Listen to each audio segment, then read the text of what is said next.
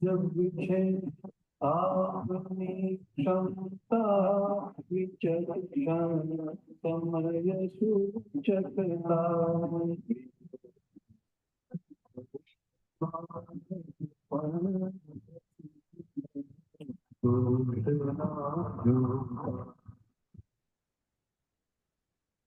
जब विषय आपने क्षमता विचक्षण समय सूचकता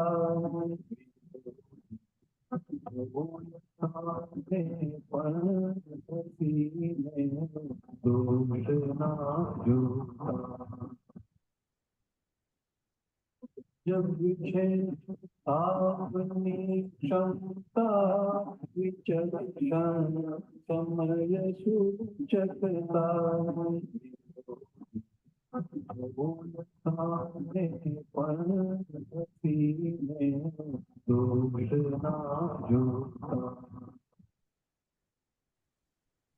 તો બિહારાણી આપ ક્ષમતા ઉપર આ પદ ઉપર ક્ષમતા ઉપર સામાયિક ઉચ્ચારણ કરવાનું છે તેના વધારે ખુલાસો આવી ગયા દીપકજી.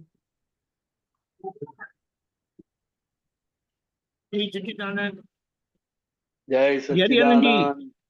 આપણે આ પદ ઘણી વખત આપણે કીધું છે, દાખલે આપણે ગાયેલું છે અને એનું પદ પણ આપણે મેળવેલું છે. તો જરા એને આપણે આ કડી થોડી સમજાવો અને કેવી રીતે એને ઉપયોગમાં લેવી એ સમજાવો ને, કારણ કે આખા દિવસનું સામાયિક છે. જય સચ્ચિદાનંદ. જય સચ્ચિદાનંદ. એટલે કવિરાજે દાદા ભગવાનમાં આ જોયેલું, પ્રત્યક્ષ જોયેલું, અનુભવેલું, એના આધારે આ પદની પંક્તિ લખાયેલ છે.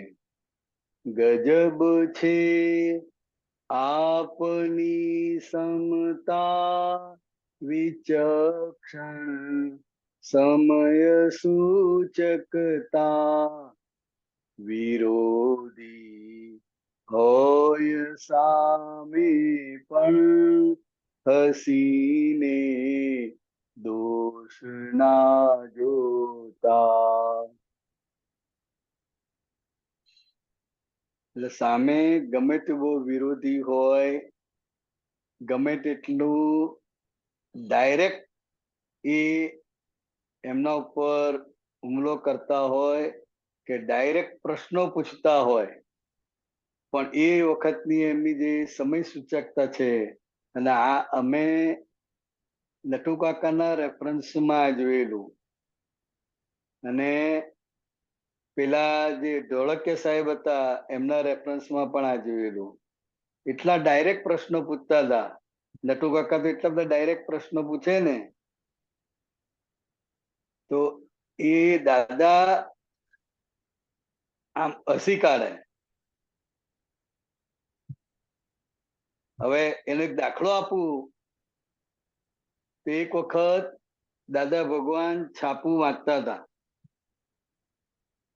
અને નટુકાકા, શારદા કાકી, એના અમે બધા આપતા પુત્રો બધા બેઠેલા હતા. એટલે છાપામાં દાદાનું ધ્યાન છાપામાં હતું. નટુકાકા આવીને બેઠા. 2-5 મિનિટ થઈ પછી નટુકાકા સીધું દાદાના પેપરના ઉપર ઝપટ મારી, પેપર લઈ લીધું. અલા કે છે, અમે આયા છે તો અમે જોડે વાત કરો ને, તમારે પેપર વાંચવું હોય તો હું ઘેર જવું કે છે. દાદા ભગવાન એટલું આમ ખાલી હસ્યા જ, આમ કોઈ જવાબ નહીં આલ્યો. અને પછી સીધું સારું સારું બોલો, શું વાત કરવી છે.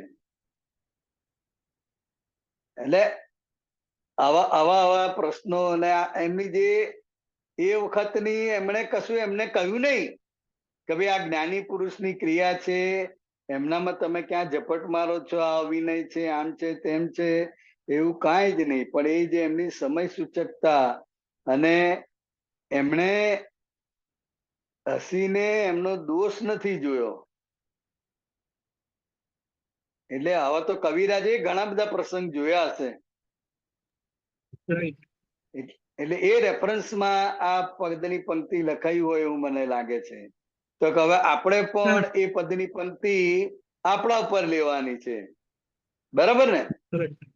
એટલે દિવસ દરમિયાન ના ગમતું સાંભળવાનું આવે, કોઈ આપણને કહી જાય, કઈ બોલી જાય, કોઈ આક્ષેપ આવે, તમે આમ નથી કરતા, તમે આમ કર્યું, આવું ના કરવું જોઈએ, એ બધું જે આવે તે વખતે આપણે પણ આ સમય સૂચકતા વાપરીને, જ્ઞાનનો ઉપયોગ કરીને એ સામેની વ્યક્તિ નિમિત્ત છે એ સમજવાનું છે.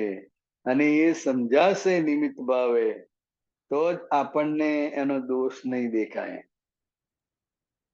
એટલે આપણે એમ કહીએ કે આપણે આ કડી બોલીએ, વારે વારે વાપરીએ, તો આપણામાં પણ એ ક્ષમતા આવે, એ વિચક્ષણતા ઊભી આવે, થાય. એ સમય એટલે સૂચકતા આવે.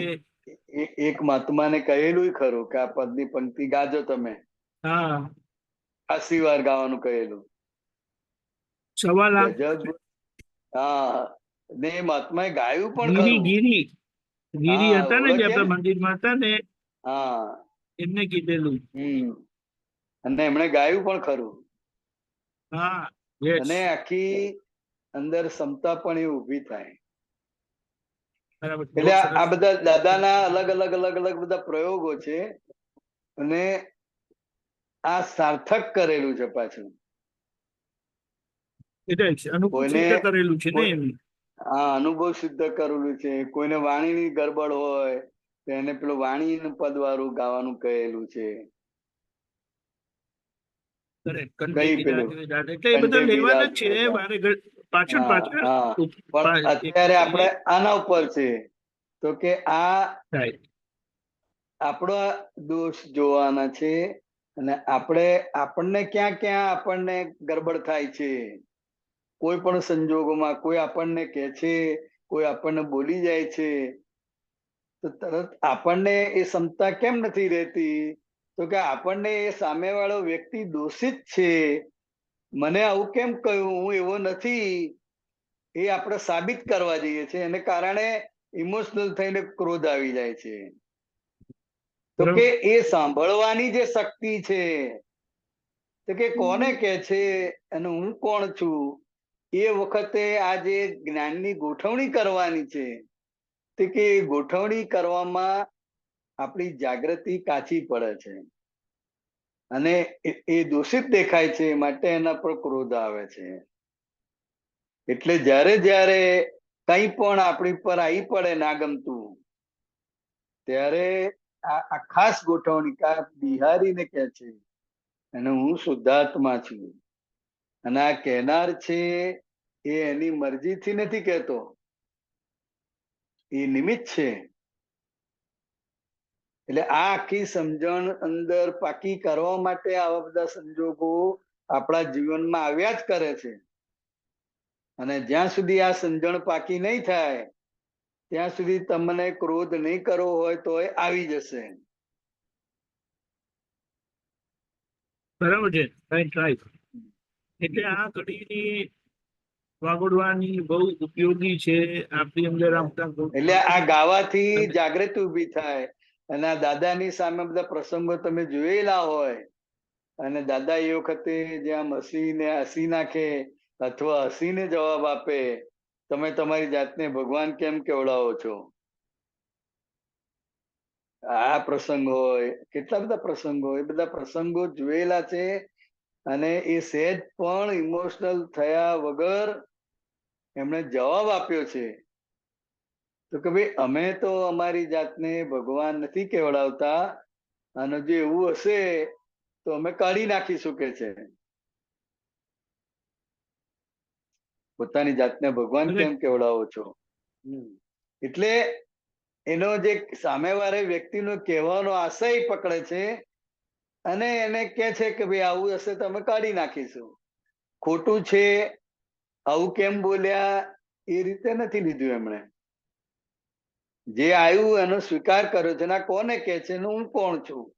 એટલે આ જાગૃતિનો એમને તો હોય જ, પણ આપણે આવા પ્રસંગે ના ગમતા પ્રસંગે આ જાગૃતિનો ઉપયોગ અને આ ગોઠવણી કરવાની છે, તો આપણે પણ એ હસીને પછી એ સંજોગનો નિકાલ કરી શકીશું.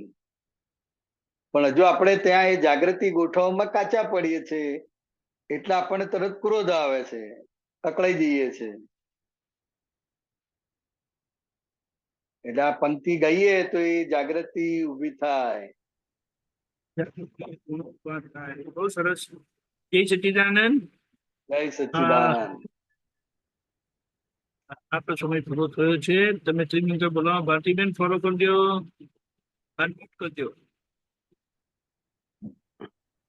નમો વિતરાગાય, નમો વિતરાગાય, નમો અરિહંતાણમ, નમો અરિહંતાણમ, નમો સિદ્ધાણમ, નમો સિદ્ધાણમ, નમો આયરિયાણમ, નમો આયરિયાણમ, નમો વજ્જાયાણમ, નમો ઉવજ્જાયાણમ, નમો લોય સવ્વ સાહુણમ, નમો લોયે સૌ સાહુણમ, હૈસો પંચન મુક્કારો, એસો પંચન મુક્કારો, સવ્વપા વપણાસણો, સૌવપાવપણાસણો, મંગલાણમ ચ સવ્વે સિંહ, મંગલાણં ચ સૌવે સિંહ, પડમમ હવૈ મંગલમ,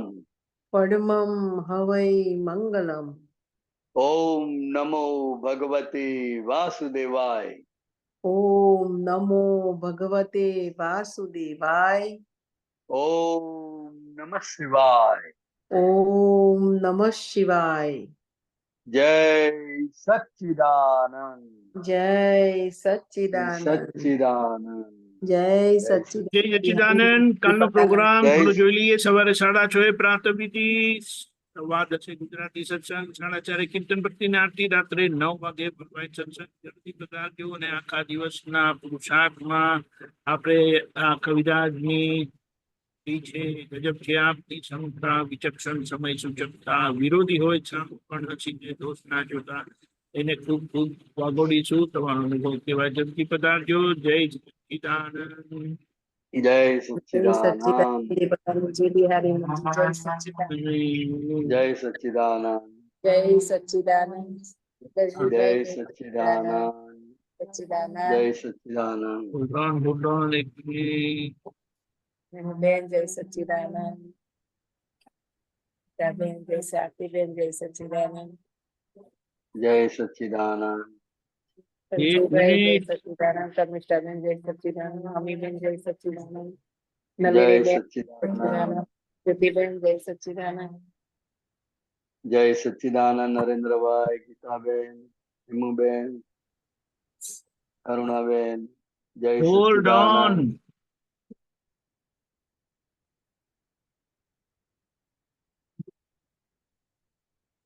Okay, now. જય સચ્ચિદાનંદ. જય સચ્ચિદાનંદ. ચેતનજીભાઈ, જ્યોતિબેન, જય સચ્ચિદાનંદ. સચ્ચિદાનંદ બિહારીનંદજી. ગીતાબેન, મણિનગર. ઉમાબેન જય સચ્ચિદાનંદ, જય દીદીબેન, જય સચ્ચિદાનંદ. ભારતી જય અતુલભાઈ, સચ્ચિદાનંદ. રક્ષાબેન, બેન, અમીબેન, અંજલીબેન, જય પરમાત્મા. સચ્ચિદાનંદ. જય સચ્ચિદાનંદ. જય સચ્ચિદાનંદ. અરુણાબેન જય નરેન્દ્રભાઈ, જય સચ્ચિદાનંદ, ગીતાબેન જય સચ્ચિદાનંદ સચ્ચિદાનંદ, જય સચ્ચિદાનંદ. શિવાય જય સચ્ચિદાનંદ, ભારતીબેન જય સચ્ચિદાનંદ, સર્વે મહાત્માઓને જય સચ્ચિદાનંદ, જય સચ્ચિદાનંદ, જય સચ્ચિદાનંદ. જય સચ્ચિદાનંદ, જય સચ્ચિદાનંદ, જય જય સચ્ચિદાનંદ. સચ્ચિદાનંદ અમીબેન જય સચ્ચિદાનંદ. જય